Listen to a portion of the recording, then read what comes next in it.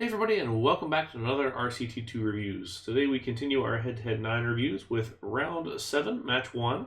So this is the final round of the round-robin competition before we jump into the finals with only 4 teams coming along to that. So this is the elimination round for 2 teams, unfortunately. So it's a make or break for a couple of the teams here. So this round or match anyway features the manual laborers versus the tile inspectors.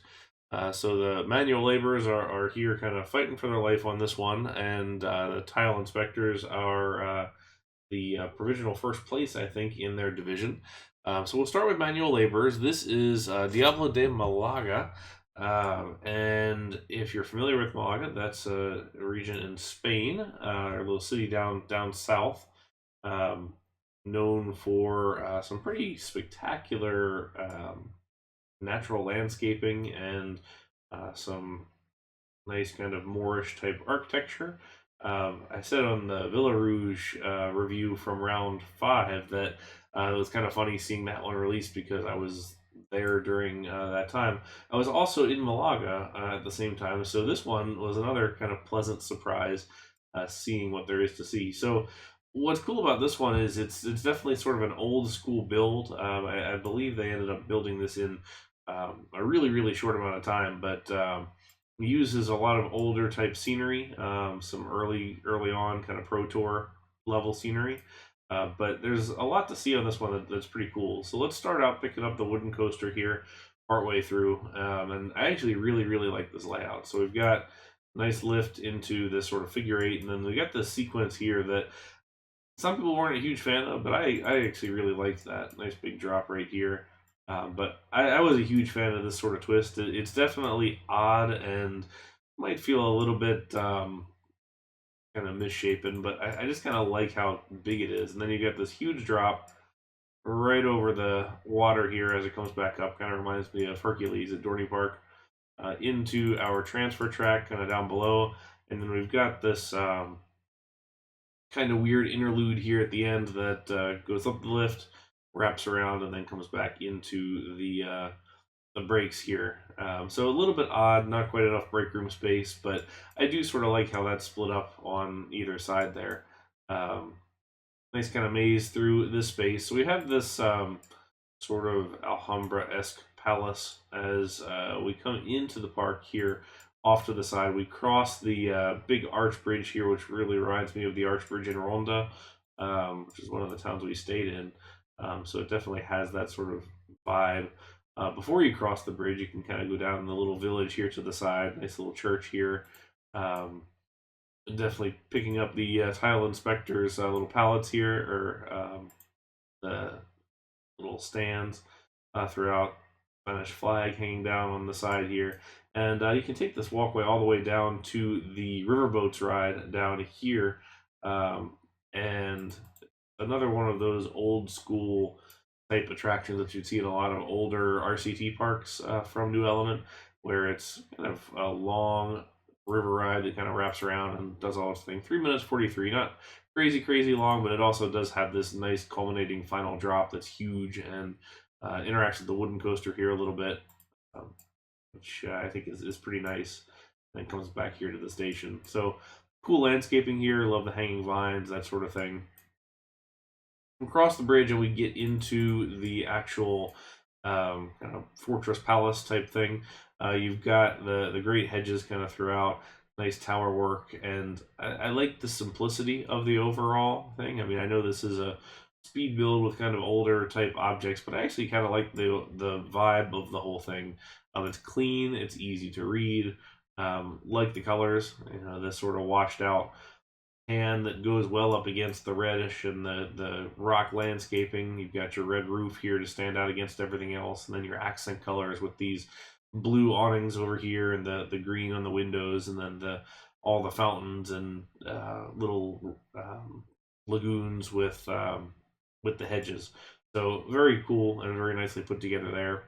You can come out the backside here, and you've got a couple of steps up with some of these little outbuildings for the palace, and all uh, the water features kind of throughout. kind of hide this, and you can see a little bit more. A couple of the stands here. You've got our scrambler on the side there, and then just kind of some other little details. It's definitely lacking in content when you compare it up to some of the other kind of ultra dense parks that we've had so far, but there's a part of me that enjoys seeing this level of I guess lack of density, for lack of a better term. It's just nice to see a little bit more space between things, room to breathe, kind of room to do all of the things they want to do without it feeling too cramped. So you can really showcase a landscape in a space like this. It's a bold move, and it can a lot of times backfire as far as voting goes, but it does look good, and I think it's a nice departure from a lot of what we've seen so far. So this one struck me as a very pleasant park, and one that I actually really enjoyed looking around and spent a lot of time on, especially watching this coaster, just because it was pretty darn impressive. All right, well, let's move on. We're going to jump across to the tile inspectors. So this is Point Nemo. You may be familiar with Point Nemo as the place in the ocean that is the farthest point from any land. So it's out there in the Pacific Ocean. We start here with Explorer 2 up here on the water surface, and we take our little submarine ride here down and head into the abyss. So here we go with everything. Zoom out a little bit to see all this. So this is a pretty cool one for just the outset as far as looking at the overall. First thing is it's another kind of pretty dense park, pretty heavy on the textural details and kind of that crunch. So first of all, we've got the tile inspector, or the Tolsomir's rocks on here. So these kind of sort of grainy, sort of heavy objects and everything. There's this underwater volcano coming up and billowing above, throwing off all these plumes, and you have your sort of shelf here before it actually drops off down below into the abyss. So let's start on the shelf. We've got this pretty cool science research center, again using the yellow to really call out different things, kind of the brightness of the building here glowing as it does. So we've got this kind of fun detail here with just all the various creatures. This is Thompson the electric eel up here. This is Gregory the electric eel, and it all kind of carries through the whole thing. So there's all sorts of different creatures here. There's a big crab that's got the submarine here that's trapped, having a little bit of trouble. Nice shipwreck on the side here with the bubbles coming up. I think this is a really cool feature here. You can see the rings also on this side. And then using the bobsled track here for this coral ring, you'll see that used a lot. There's a lot of really clever uses of coral. Here's an octopus with the, this is Hank the octopus apparently, using the 3D cinema objects, and some coaster track here for the arms. And as we go further down into the abyss, we get some pretty cool uses of mini golf holes and some of the plants and everything kind of recolored. Pretty clever use of objects in general. So you can take the elevator type thing here. This is base transport all the way down to this lower section of the research area that's drilling here into the ground. You can see the big drill and the bubbles coming up and everything. And then here's I guess a subterranean room for the research center popping out here, and this is the coaster station. So this is called Bioluminescence. It's an Intamin Blitz coaster sort of ride. And here we go with the launch. You can kind of see they were trying to do this bioluminescent thing with the track where it was sort of glowing. We get little bits and pieces here. It didn't quite come through, but kind of a neat idea for the whole thing. Ends up being a little bit glitchy, unfortunately. But using the terrain really well, we've got the two launches in there. Nice drop off here around this coral, which I really do like the use of the miniature golf holes. I think those are pretty cool for the space. We have our deep sea anglerfish here, a little bit bigger here than I think in real life. This is Bob, I guess, according to the clickable. And over here, we've got another little section of the the area. So this is hydroponics, and kind of zoom in a little bit, and you can see there's some creatures down here. So this is the head of paleontology walking around taking a look at this one.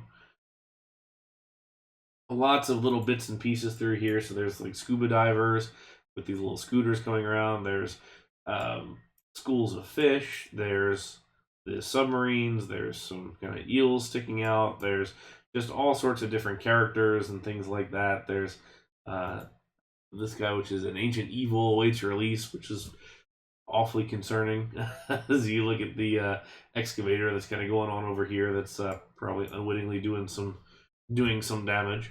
Um, Another cool use of the rotodrop cars from the drop tower here as coral, and then also using the big scenery ring of seats that GWiz's Huss Frisbee.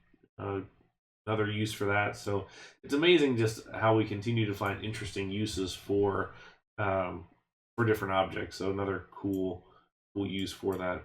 I like this jellyfish here. This is pretty cool. So this is Mr. Jelly. The names are fun and pretty clever. Love this thing kind of throughout the tentacles, kind of sticking through this whole space, kind of grabbing over. It's a neat way to do that as far as just running a bunch of cars back to back. And you can kind of see the whole thing here overlooked by the ship above. And I like the way that this hints and tells you that there's water level up here, and then this is all kind of down below. What's neat about this and done well with the colors on the palette here is as you get down lower, you get this kind of medium blue, then this darker blue, then the really darker blue, and it helps give that sense of depth as it's dropping. It's often a little difficult to show a good cliff type sense of depth on RCT because you have to sort of work your way outward as you go down, so you can really drop a good ways, and it often doesn't really look like it. But I think this one achieves that pretty well, especially with the scenery when you can't really see the landscape and how far you're dropping. It's a little bit challenging, but I think it's done well here. A little bit heavy as far as texture goes on some of these things, so it almost looks a little kind of pixelated in some cases, and that's partly due to the palette and kind of the object choice and things like that. I don't necessarily think it's a bad thing. I think it actually could be a stylistic choice just on the whole, to be able to say, okay, this is all sort of obscured by the water and the depth as you get down further. So it's certainly something you can consider as far as that goes. I think what's cool here too is the coaster doesn't have custom supports. It's all standard in-game supports, which again, it's not really a bad thing because when I was first viewing this park, I didn't even notice that for a good while as we were going through the park. It took actually somebody mentioning it on one of the comments before I even went back and noticed. So I hear a lot of people who don't like doing custom supports, which is a shame because I think they're a lot of fun, but you don't have to do that to really have a nice park. It doesn't stick out quite as much as you think, especially in a dense environment like this. I think I failed to mention that this one is 33% from Space K, 33% from Molder, 33% from Rob DDD, and 1% from Biohazard. So good work to them. And I also don't think I mentioned on Diablo de Malaga that was 65% Otter Salad, 30% from MK98, and 5% from Pacific Coaster. So again, nice work to those guys as well. Ultimately, the tile inspectors came out victorious in this one, 41-12. Kind of a lopsided victory, but again, I don't necessarily think that indicates any kind of gap in the quality of parks. I think they were both quite nice, although I know the manual laborers were definitely pushed for time a little bit. Unfortunately, this ended the manual laborers' run at things, and they were eliminated. But they definitely put up a good showing and a very nice job overall. So congratulations to those guys for 7 great parks, and this is one of the longer head-to-heads that I think we've had. So it was definitely a grind, and we'll get into more of that here as we go through the semis and into the finals. But it's tough to stick through it, and nice job to their team for doing so. So anyway, that is it for today, and we will be back next time for round 7 match number 2, and we'll look into those two parks. So until next time, thank you guys very much for watching, and have a good day. Bye now.